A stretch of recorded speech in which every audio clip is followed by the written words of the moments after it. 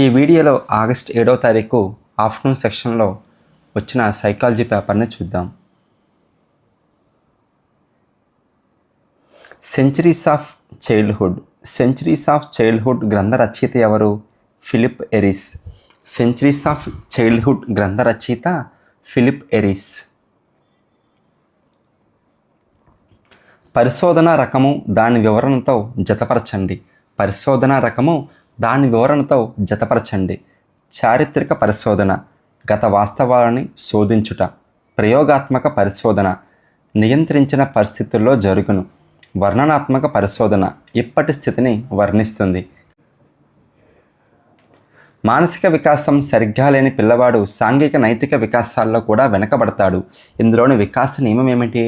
ఇక్కడ ఇచ్చిన ఉదాహరణలో ఏముందండి? ఒక వికాసము వేరొక వికాసాన్ని ప్రభావితం చేస్తుంది. కాబట్టి ప్రశ్నలో ఎప్పుడైనా సరే ఒక వికాసం వల్ల వేరొక వికాసం అభివృద్ధి చెందుతుంది లేదా వెనుకబడి ఉంటుంది అంటే ఆ వికాస నియమం ఏమిటి? వివిధ వికాసాలు పరస్పర సంబంధం కలిగి ఉంటాయి. కాబట్టి ఇక్కడ మానసిక వికాసం సరిగ్గా లేదు కాబట్టి సాంఘిక నైతిక వికాసాలు కూడా వెనకబడ్డాయి కాబట్టి వివిధ వికాసాలు పరస్పర సంబంధం కలిగి ఉంటాయి. మనల్ని మనం ఉద్వేగ ఒత్తిడి నుంచి కాపాడుకునే ప్రక్రియని ఇలా అంటారు. మనలను మనం ఉద్వేగ ఒత్తిడి నుంచి కాపాడుకునే ప్రక్రియే ఉద్వేగ కెథార్సిస్. ఉద్వేగ కెథార్సిస్ కనిపించే దశ ఉత్తర బాల్య దశ.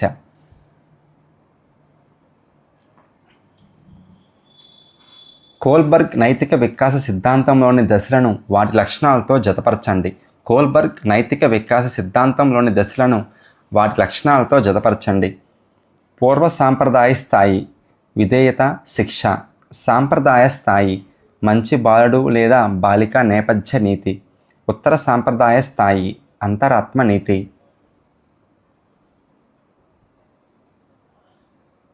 పూర్వ బాల్య దశకు సంబంధించి సరి అయిన ఐచ్ఛికం. పూర్వ బాల్య దశకు సంబంధించిన సరి అయిన ఐచ్ఛికం ఏమిటి? పూర్వ బాల్య దశ అన్వేషణ వయస్సు అంటారు. పూర్వ బాల్య దశనే పూర్వ ముఠా దశ అంటారు. పూర్వ బాల్య దశనే సమస్యాత్మక వయస్సు అంటారు. పూర్వ బాల్య దశనే సృజనాత్మక వయస్సు అని కూడా అంటారు. కాబట్టి ఇచ్చిన 4 స్టేట్మెంట్లు కూడా పూర్వ బాల్య దశకు సంబంధించినవే. మానవుడు నిర్మించిన పరిసరమే సంస్కృతి. మానవుడు నిర్మించిన పరిసరమే సంస్కృతి అన్నవారే ఎవరండి? ఎంజే హెర్కోవిట్స్. మానవుడు నిర్మించిన పరిసరమే సంస్కృతి అన్నది ఎంజే హెర్కోవిట్స్.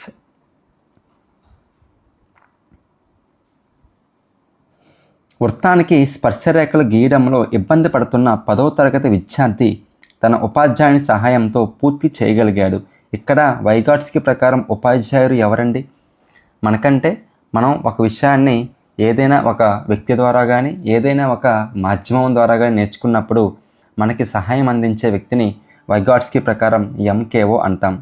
అధిక నిష్ణాతులైన ఇతరులు, మోర్ నాలెడ్జబుల్ అదర్స్. అది ఎవరైనా అవ్వచ్చు, వ్యక్తులు అవ్వచ్చు, పుస్తకాలు కావచ్చు, సామాజిక మాధ్యమాలు కావచ్చు, ఎలక్ట్రానిక్ వస్తువులు కావచ్చు, ఏదైనా సరే మనకి సహాయం చేసిన వారిని మనం వైగాట్స్కి ప్రకారం ఎంకేఓ అని పిలుస్తాం. క్రింది వాణిలో థార్న్డైక్ ప్రతిపాదించిన ప్రజ్ఞా రకాలు. థార్న్డైక్ మనకి 3 ప్రజ్ఞా రకాలు చెప్తారు కదా, ఏమిటవి? సాంఘిక ప్రజ్ఞ, యాంత్రిక ప్రజ్ఞ, అమూర్త ప్రజ్ఞ. కాబట్టి థార్న్డైక్ ప్రతిపాదించిన ప్రజ్ఞా రకాలు ఏమిటి? సాంఘిక, యాంత్రిక, అమూర్త. ఈ 3 కూడా థార్న్డైక్ ప్రతిపాదించిన ప్రజ్ఞా రకాలు.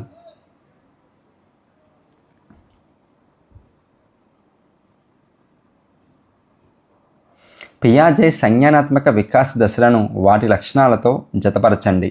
ఇంద్రియ చాలక దశ. ఇంద్రియ చాలక దశ యొక్క లక్షణం ఏమిటి? వస్తు స్థిరత్వం. పూర్వ ప్రచాలక దశలో ఉండేదేమిటి? అహం కేంద్రీకృతం. మూర్త ప్రచాలక దశ. మూర్త ప్రచాలక దశలో ఏముంటుంది? సంబంధాలను భేదాలను గుర్తించడం. అమూర్త ప్రచాలక దశ కార్యకారక సంబంధం. ఇంద్రియ చాలక దశ వస్తు స్థిరత్వం.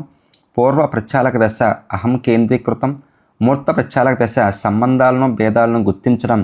అమూర్త ప్రచాలక దశ కార్యకారక సంబంధం.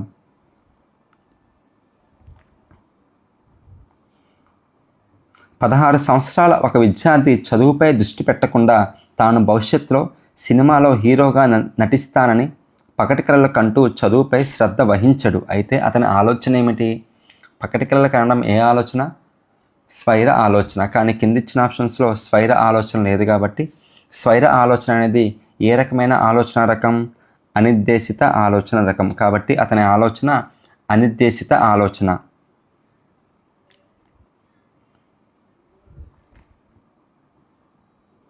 ప్రత్యక్ష వ్యవస్థాపన నియమాలు వాటి వివరణలతో జతపరచండి. పూరణ నియమం. పూరణ నియమం దేనికి సంబంధించిందండి? అసంపూర్తి ఆకృతులను అర్థవంతమైన పూర్ణాకృతులుగా చూడడమే పూరణ నియమం. కాబట్టి పూరణ నియమం ఏమిటి? అసంపూర్తి ఆకృతులను అర్థవంతమైన పూర్ణాకృతులుగా చూడగలగడం. సామ్య నియమం. సామ్యం అంటే ఏమిటండి? ఒకేలా ఉండే అంశాలు ఒకే సమూహంగా ఏర్పరచడమే సామ్య నియమం. సామీప్య నియమం అంటే ఏమిటండి? ఒకదానికొకటి దగ్గరగా ఉన్న అంశాలు సమూహంగా ఏర్పరచడమే సామీప్య నియమం.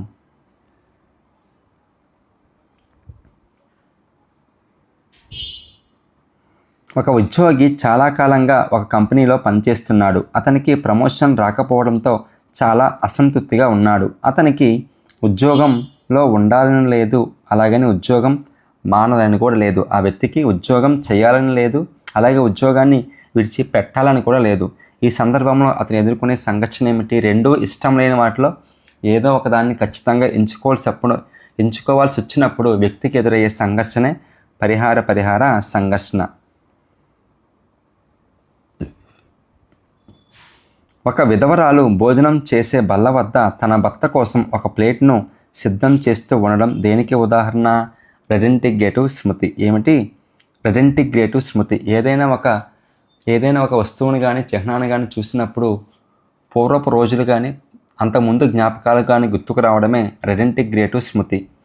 మనం ఏదైనా పాత స్కూల్కి వెళ్ళినప్పుడు ఆ పాత స్కూల్కి సంబంధించిన జ్ఞాపకాలు గుర్తుకు రావడం, ఇదంతా కూడా మనకి రెడెంటిగ్రేటివ్ స్మృతికి సంబంధించిందే. సిగ్మండ్ ఫ్రాయిడ్ ప్రకారం శిశువు నోరు ఆనందాన్ని పొందే ప్రధాన కేంద్రంగా ఉండే దశ ఏమిటి? నోరు ఆనందాన్ని పొందే ప్రధాన కేంద్రంగా ఉండే దశ మౌఖిక దశ. అదే ఆసన్న దశలో మనకి ఆనందాన్ని ఇచ్చేది ఏంటి పిల్లలకి? జననేంద్రియాలు. మౌఖిక దశలో నోరు అయితే ఆసన్న దశలో జననేంద్రియాలు శిశువుకి ఆనందాన్ని పొందే కేంద్రంగా ఉంటాయి. అభ్యసనంలో పునర్బలనానికి ప్రాధాన్యత ఇచ్చిన మనోవిజ్ఞాన శాస్త్రవేత్త ఎవరు? అభ్యసనంలో పునర్బలనానికి ప్రాధాన్యతనిచ్చింది బిఎఫ్ స్కిన్నర్. ఎవరండి? BF Skinner. బిఎఫ్ స్కిన్నరే కదా పునర్బలన యొక్క నియమాలను చెబుతారు కార్యసాధక నిబంధన సిద్ధాంతంలో.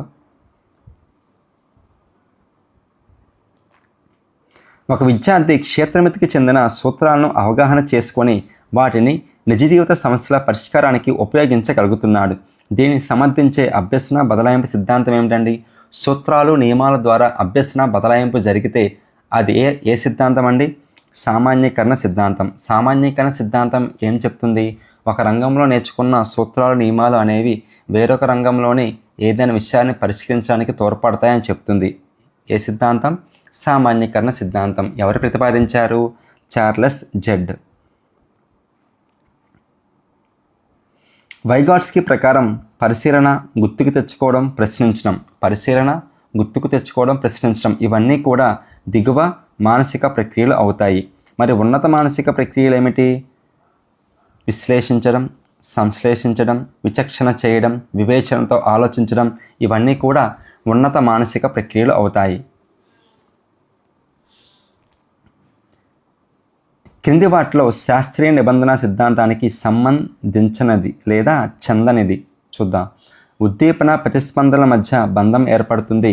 ఇది శాస్త్రీయ నిబంధనానికి సంబంధించిందే. శాస్త్రీయ నిబంధన సిద్ధాంతాన్ని ఎస్ టైప్ నిబంధనం అంటారు. ఇది కూడా సరి అయినదే.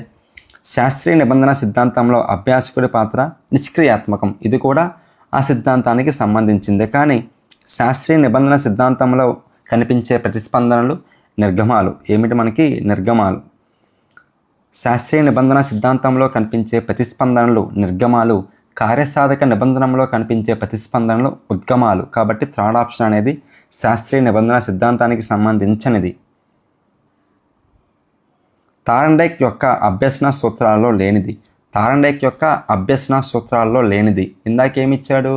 థార్న్డైక్ యొక్క ప్రజ్ఞా రకాల్లో లేనిదన్నాడు. ఇప్పుడేమో థార్న్డైక్ యొక్క అభ్యసన సూత్రాల్లో లేనిది.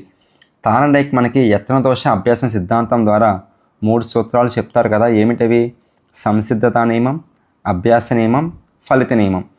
ప్రేరణ నియమాన్ని థార్న్డైక్ చెప్పరు. కాబట్టి థార్న్డైక్ యొక్క అభ్యసన సూత్రాలు ఏమిటి? సంసిద్ధత నియమం, అభ్యాస నియమం, ఫలిత నియమం.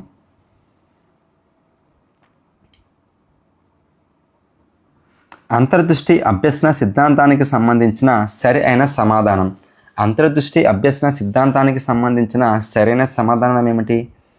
భాగాల మధ్య సంబంధాల ఆధారంగా అభ్యసన జరుగుతుందనేది అంతర్దృష్టికి సంబంధించినది కాదు. ప్రవర్తనవాదానికి చెందినది అన్నాడు. ఇది గెస్టాల్ట్ వాదానికి సంబంధించింది. అంతర్దృష్టి అభ్యసన సిద్ధాంతంలో సృజనాత్మకతకు చోటు లేదు అన్నాడు. కానీ ఈ సిద్ధాంతంలో సృజనాత్మకతకు చోటు ఉంటుంది. అంతర్గత మానసిక చర్యలకు ప్రాముఖ్యతనిస్తుంది. కాబట్టి అంతర్దృష్టి అభ్యసన సిద్ధాంతానికి సంబంధించింది ఏంటి? అంతర్గత మానసిక చర్యలకు ప్రాముఖ్యతనిస్తుంది అనేది మాత్రమే సరి అయినది. కాబట్టి స్టేట్మెంట్ 4 మాత్రమే సరి అయినది. ఒక విద్యార్థి 9వ ఎక్కాన్ని కంఠస్థం చేయడానికి 10 సార్లు చదివాడు. 1 నెల తర్వాత మళ్ళీ కంఠస్థం చేయడానికి 6 సార్లు చదవాల్సి వచ్చింది. అయితే అతని పొదుపు గణన ఫార్ములా ఏంటండి? అసలు ప్రయత్నాలు మైనస్ పునరభ్యసన ప్రయత్నాలు బై అసలు ప్రయత్నాలు ఇంటూ 100. కాబట్టి మనకు అసలు ప్రయత్నాలు ఎన్ని? 10. పునరభ్యసన ప్రయత్నాలు ఎన్ని? 6. మొత్తం ప్రయత్నాలు ఎన్ని? 10 ఇంటూ 100 కదా. 10లోంచి 6 తీసేస్తే మనకి ఎంత? 4 వస్తుంది. 10 టేబుల్ ఇక్కడ 10 టైమ్స్ 10 4s are 40. కాబట్టి అతని పొదుపు గణన అంతా 40. క్రింది స్మృతి రకాలని వాటి ఉదాహరణలతో జతపరచండి. స్మృతి రకాలని వాటి ఉదాహరణలతో జతపరచండి. బట్టి స్మృతి, ఎక్కాలు, సూత్రాలు. క్రియాత్మక స్మృతి, ప్రయోగాలు. స్వల్పకాలిక స్మృతి, ఫోన్ నెంబర్లు. దీర్ఘకాలిక స్మృతి, తల్లిదండ్రుల పేర్లు.